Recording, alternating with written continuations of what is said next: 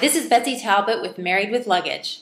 If you are the type of person who cherishes alone time, feels the need to recharge after being at a party or an event, and loves other people, but only in small doses, then today's interview is just for you. You and I are a lot alike, and today we're going to learn how our specific needs should be tended to achieve our personal goals and dreams, not to mention happier relationships. Today's guest is Beth Buelow, founder and CEO of the Introvert Entrepreneur, a personal and professional development company that provides services for introverts and those who live and work with them. Their goal is to create empowered, productive environments where introverts can flourish. The key to that is understanding and appreciating what it means to be an innie in an outie world. As an author, certified coach, and professional speaker, Beth has enjoyed sharing her message that success is an inside job, with numerous organizations and corporations, including Boeing and Starbucks, among others. Her first book, Insight: Reflections on the Gifts of Being an Introvert, is currently available through Amazon.com, and she is hard at work on the Introvert Entrepreneur, which will be published in 2013. You can learn more about Beth at theintrovertentrepreneur.com. Welcome, Beth. Thank you, Betsy. I'm so glad to be here. Now, learning about this introversion thing has really sort of changed my life. So first of all, I want to say thank you. My husband thanks you. You're welcome. But My pleasure. For many people, they don't actually know the difference between introversion and extraversion and where shy falls into that. So I thought we'd start off first with an explanation. Yeah, sounds good. That's one of the biggest questions that comes up is what's the difference between introvert, extrovert, and what's the difference between introvert and shy, or is there a difference? Because a lot of people collapse those two things. So let me start out with just a quick summary of the difference between introvert, extrovert. Okay. Introvert, it has to do with where you get your energy. And introverts get energy, they gain energy from solitude, from quiet, from lower stimulation environments. Whereas extroverts gain energy from social interaction. And so they like the stimulation, they like the conversation and interaction, and they will come out of a party, a dinner date, a conversation with a group of people more energized than when they came in. So that really jazzes them up. Whereas the introvert can go into those situations and have a good time. It's not that we don't like people or that we don't enjoy them. It's just that it takes all of our energy to be in those situations. So the extrovert is filling up with energy, and the introvert is it's like our levels, our gas tank is going down as we're in them. And so in order to fill that gas tank back up, we need to retreat and recharge. Now, this is where the problem comes in, isn't it? I mean, people don't understand the need to retreat. They think that we're unhappy or that we're not connecting with people or even that we don't like people, which is certainly not the case. Well, not the case for most of us. Right. There are some people that say, yeah, I don't really like them either. But for the most part, I mean, we can't make an assumption that just because someone's an introvert, they don't like people. And because often in our relationships, and I'm sure we'll talk a little bit more about this, we equate being together with you like me, everything's happy. And if you want to be apart from me, oh, something must be wrong.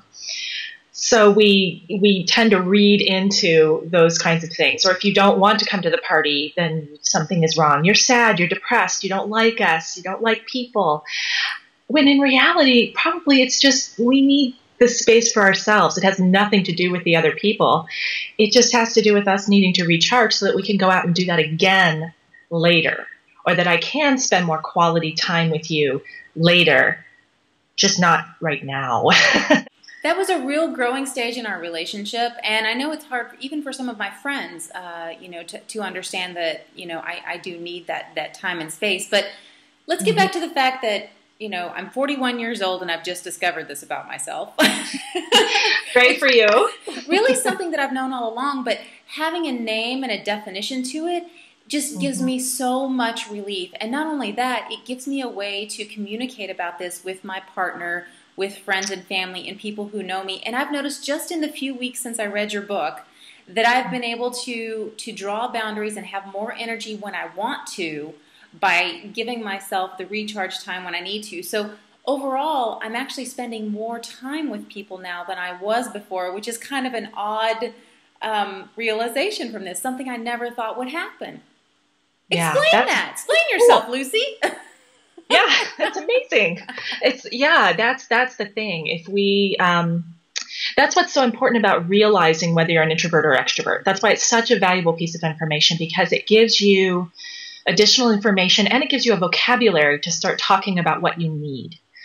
It sounds so basic, but as I thought about, how to sustain yourself as an introvert in relationship, whether you're traveling or working or, whatever your circumstances are, so much of it has to do with being able to articulate what you need and to say that clearly and to say it without guilt, without apology, without feeling defensive, like I'm really sorry, but I really got to be by myself right now. That just feeds into the sort of tension, and it makes us feel small, like there's something wrong with us that we need to ask for that. So the better we're able to articulate it and the more comfortable and confident we are with it, then the more we'll trust ourselves and other people will trust us, that they say yes. When Betsy says she needs, the afternoon to herself, I trust that because I know what happens if she doesn't. She's going to, yeah, she's going to, or crash or, start drumming her fingernails on the table and saying, when are we going to leave? I say like a happy introvert is a rested, prepared, recharged introvert. And in those situations, the introvert, I think, who has honored their energy, they're the ones that, often other people say, there's no way you're an introvert. You can't tell me that. You're social, you're outgoing, you're happy. And that's where all of those misconceptions come in about what it means to be an introvert. If you don't mind, we sort of dropped that introvert shy piece. Okay, let's and I would like to just touch on that real quick, because I think that's one thing that a lot of introverts who don't discover they're introverts till later, it's because they've equated introvert with shy. And so as I was saying, introvert has to do with where you gain and drain your energy. So you gain energy, solitude, drain energy in social interaction or too much stimulation. Shyness is more about social anxiety. It's more about a level of fear. So if I'm at a party and I see you across the room, if I'm kind of in my healthy introvert place, I'm more looking at you and thinking, and I don't mean this to sound rude, but I'm kind of looking and I'm saying, she looks interesting. Do I have the energy? And does it look like it'd be worth my energy to extend myself and go over and strike up a conversation? Because I know it's going to require something extra out of me to do that. So I'm kind of sizing up the situation and deciding what my choices are. If I'm shy, I might look across and say, wow, she looks really interesting, but I don't know. I don't think I can. I'm not sure what I would say to her. She'd probably find me boring. I'm a little too afraid. And so there's more fear talking there. And shyness is something you can get over. Like, you can take steps to overcome shyness. You don't overcome or get over being an introvert. Well, it's and maybe not this something is the that needs time to be fixed. we should point out that it isn't something that needs to be fixed. It's just It's a component of who you are, and accepting that is what's going to help you live a more productive life. So before we get any further into this, maybe we should help viewers realize if they are introverts or not. Now, I'm guessing most people who are watching this that are introverts probably know it. If you're looking forward to a weekend with no plans, you're probably an introvert. Exactly. Or cancel plans make you very happy. So yeah. How could someone who's gone along their whole life and wondered why they didn't quite fit in or weren't able to perform the way other people are in social situations sometimes, how will they know if they truly are an introvert or if they're just shy or it's something else? Right. Just anecdotally, paying attention to your own rhythms, the way you show up. You can notice, like we've been talking about, where you gain and drain energy. So if you find that social situations, big group interactions kind of wear you out, that you need that alone time, you're craving that, then that's probably a sign that you're leaning more towards the introvert side of the spectrum. Okay.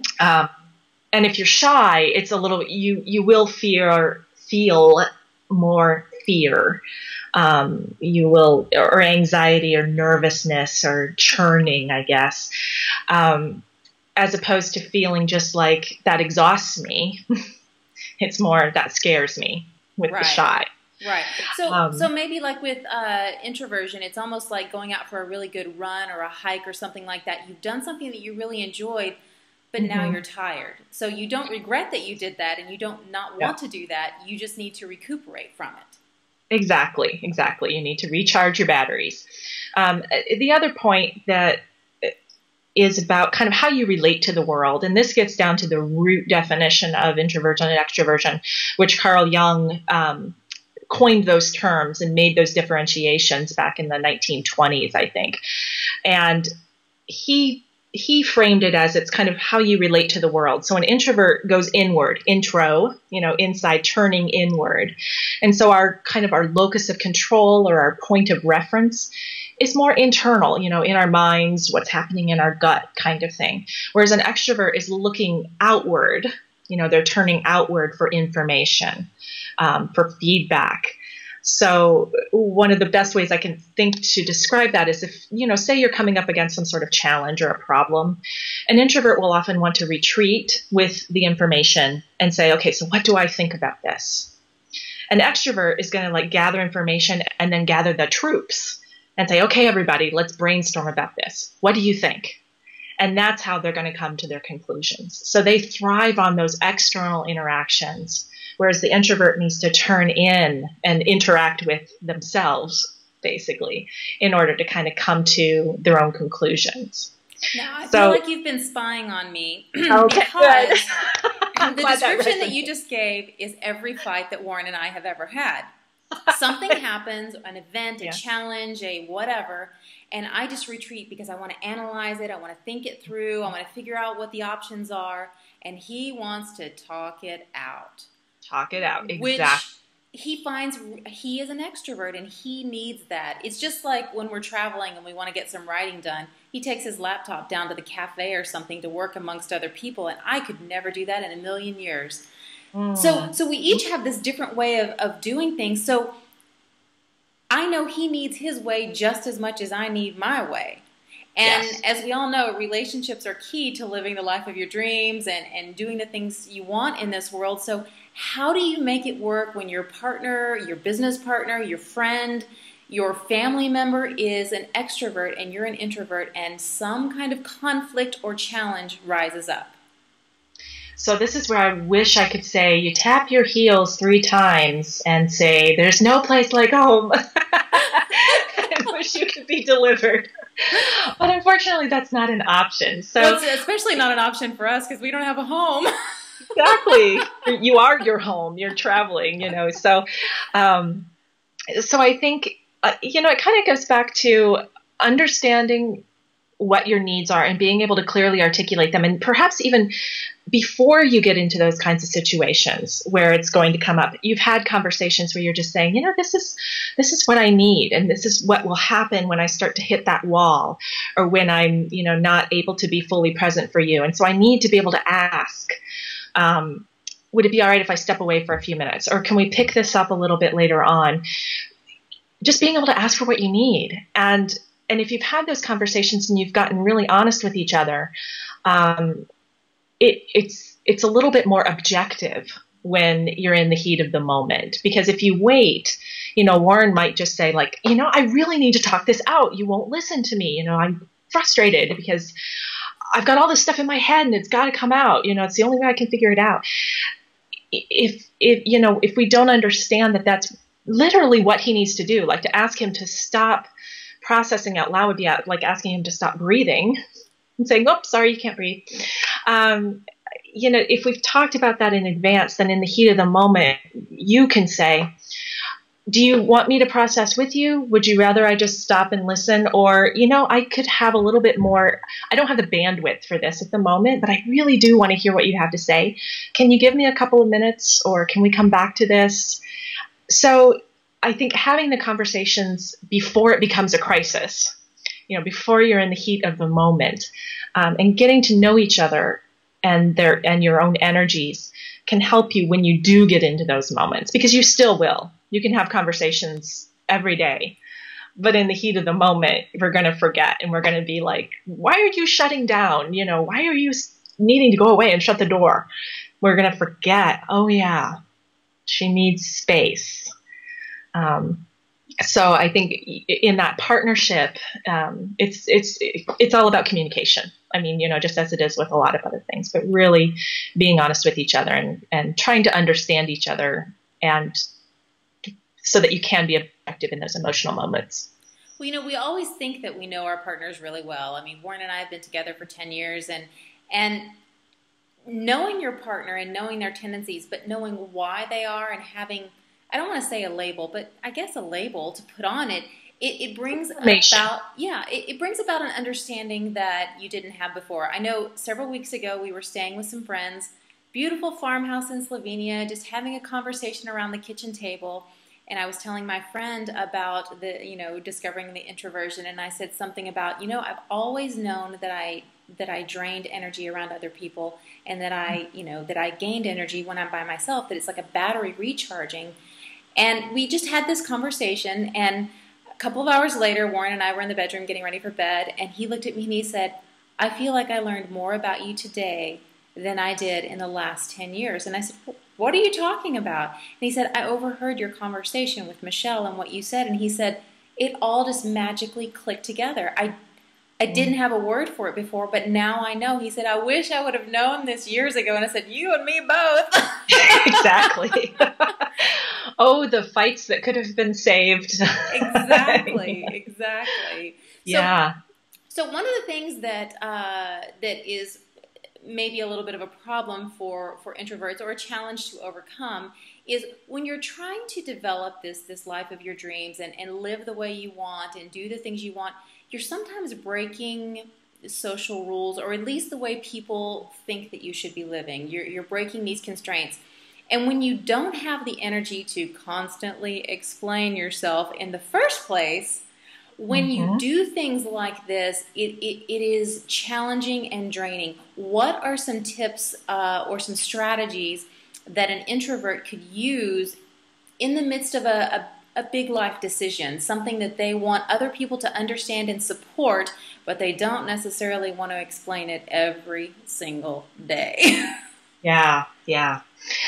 I think a large factor in one's ability to do that is to do some of that pre-work and that inner work to really understand who you are and what aspects of introversion are actually true for you.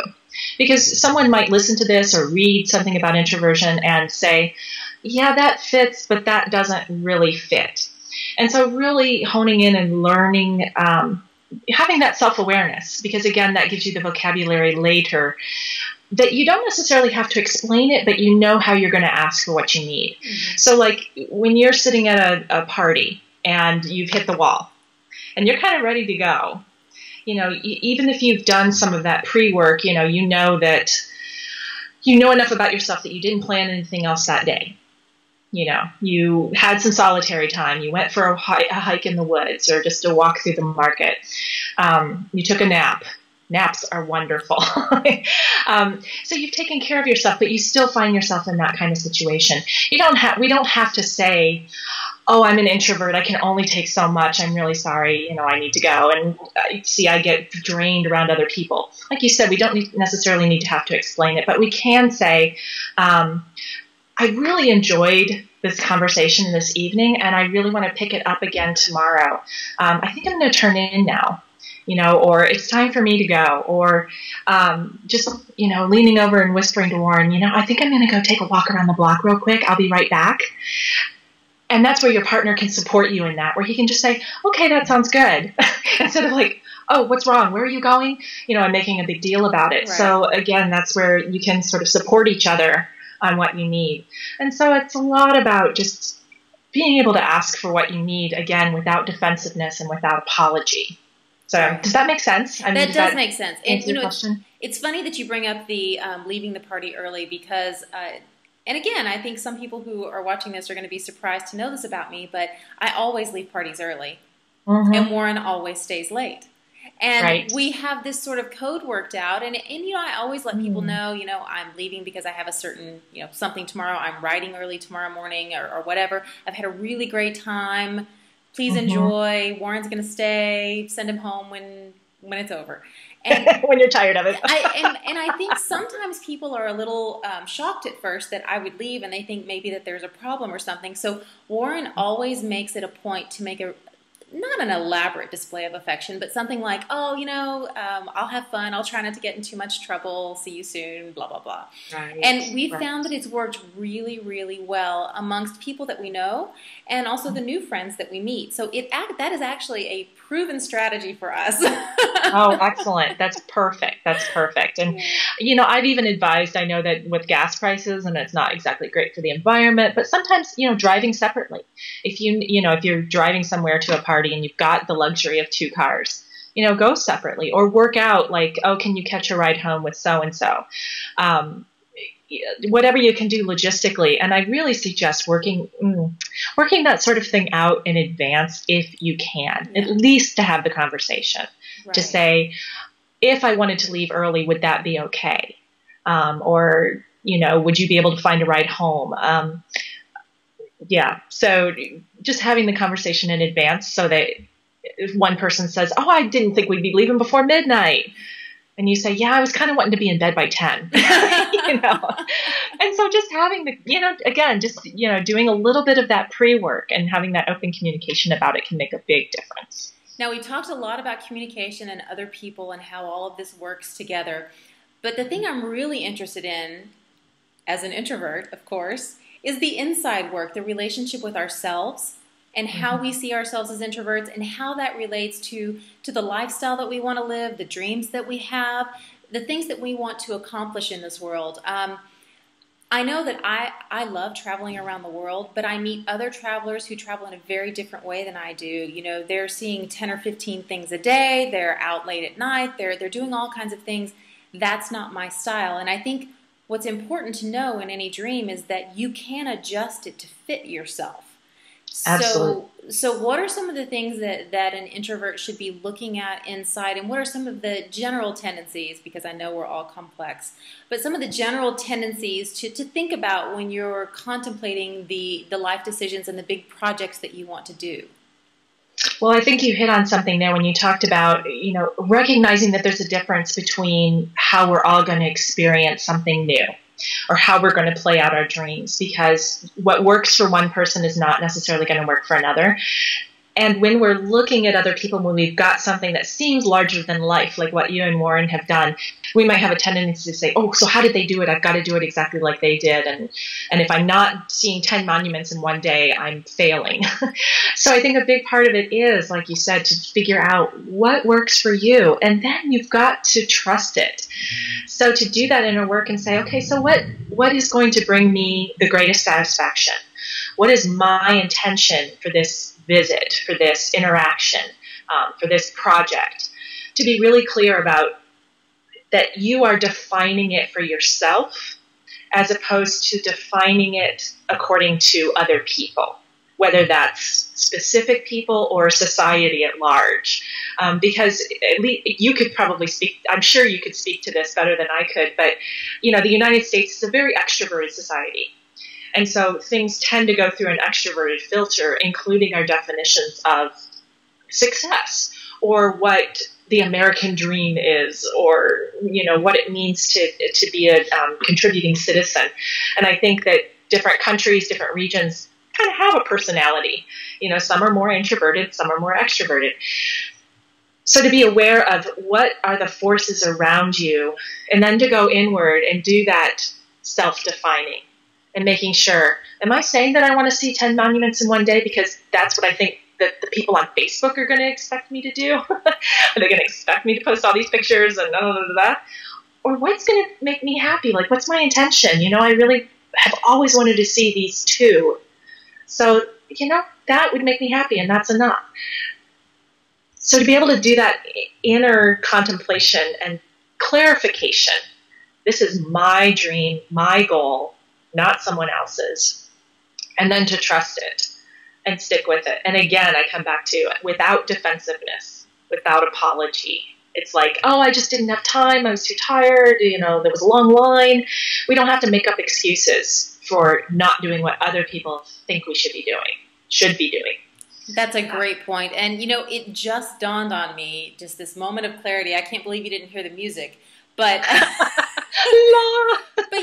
I wrote this little book called Strip Off Your Fear, Slip into Something More Confident. And I just realized that it was a lifetime of standing out and being sort of the odd duck and learning to speak up for myself that gave me the skill set to write that book.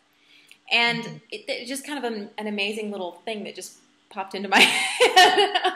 Because when you do learn to say, no, that's not what I want, or I'm okay going this way, or, go ahead without me, those kinds of things people do, they do talk back at that, and they want to know what's wrong and those kinds of things. And when you are confident in what you want and what you need, people will question you less, even if they think what you're doing is weird as hell. Right. I learned that when I was in my musician days, when I was in music school. We were orchestra groupies, and we'd want to get backstage. So we learned no one would question us if we wore black, were confident, looked like we knew what we were doing, just authoritatively opened up the door and went in, whether or not we had permission or anything else. But we just, projected that air of confidence because we decided, okay, I'm going to get back there. So I think that, the clearer you are inside about, this is what I want to do, then you trust that. You trust it. And then other people are less likely to stop, close the door in your face and say, sorry, you can't come in. Right. Well, I am really fascinated with this conversation, and I know I could go on for hours on this topic, but I do want to briefly touch on some of the work that you're doing now. You work specifically with entrepreneurs, I know. So I want to touch briefly on that, and then when we finish that, I would like to recap some of the lessons that we've learned in this call before we sign off. So tell us a little bit about the introvert entrepreneur. Well, I describe it as a personal and professional development company that's dedicated to helping introverts understand, own, and leverage their strengths. So we've talked here about the understanding and owning piece. So where the introvert entrepreneur comes in is with coaching and training and, the book that you read, and helping someone leverage what they've learned. How can I use those strengths that I'm now embracing in order to create success for myself, especially when I'm in situations that are calling on me to be, where there seems to be an expectation that I'm going to be more extroverted. And that can be true, especially for entrepreneurs. Mm-hmm. Think about, you're an entrepreneur. You have to put yourself out there all the time. You're building a platform. You are selling services and goods. That requires a lot of projection of energy. So through coaching and other services, it's really about, how can you do those things in a way that is sustainable for you, that's honoring your introvert energy and helping you create something that is successful on your own terms. It's really good to hear you say this, and I can't let Warren watch this video because I have been accused of wanting to write books but not sell them. And it's true. And it's not because I'm scared of marketing or I don't know how. It's because I simply don't have the energy for it. And I can't use that excuse because this is our business. So I can definitely see how coaching from you would help. And so, Warren, if you're watching, don't pay attention. Just, close your eyes. Yeah. Good. Very good. Very good. Okay. So people can find out more information by going to your website? That's right. theintrovertentrepreneur.com. And there you'll find links to find out about coaching and training. You'll find my blog. And I also have a pretty popular podcast where I interview folks, both introverts and extroverts, talking about all things introvert. And you can also find links to my book. Very good. Very good. And you also have a pretty healthy list of resources on there as well. Yes. Very good. And one thing I just want to throw in real quick that's kind of new is I've started a site called Introvert Island Books. And that is sort of a compilation of books that are about all things introvert by introverts, about the psychology of introversion, as well as picks from my podcast guests. Because I always ask them about 3 books I'm going to take to an island. So introvertislandbooks.com is another kind of fun new project that your listeners might be interested in. Oh, well, I'm going to go check that out. Apparently, Introvert Island is in Fiji, someone has told me. So, well, we haven't made it there yet, but when we do, I'll take a picture. Very good. Well, let's just recap a few of the lessons that we've learned today for the listeners. First of all, the difference between introversion and extroversion is where you drain and gain your energy. Yes. Very good. And as you alluded also, part of that has to do with how we communicate. So introverts are internal processors. Extroverts are external verbal processors. Very good. And a relationship between an introvert and an extrovert is not necessarily doomed. Not doomed at all. There is a book called The Introvert and Extrovert in Love. Oh. And I advise that for anybody who's watching who wants to get more, but no, it is not doomed. It's all about communication. And the key is knowing what drains and gains energy for you, and being clear about that, communicating to the people in your life around you so that they know why you need that little bit of time away. Right. Trusting it, having the words at the ready. Introverts like to be prepared. So if it helps you, have a few phrases that are useful to you that you can just kind of pull out, so that you don't have to get the hell away from me. Yeah, back off. I wouldn't advise that, but depends. And really, the other thing the other takeaway that I got from today is something that we advocate all the time, and it's just being confident in what you know is right for you, the lifestyle and the things that you need and want in your life, and being able to say those out loud to the people you love and perfect strangers in the street with the same level of confidence. Absolutely. I couldn't have said it better. Well, very good. Well, I am a case study in this. I've just discovered. So awesome. Congratulations and welcome to Team Introvert. Well, thank you so much for taking the time to talk to us about this. Readers, if you want to find out more about introversion, especially if you're in business or even working in a corporate job or any of those things, check out her website. Beth is at theintrovertentrepreneur.com. Look for her new book coming out in 2013 and catch the ebook she's got out on Amazon right now. Until next time.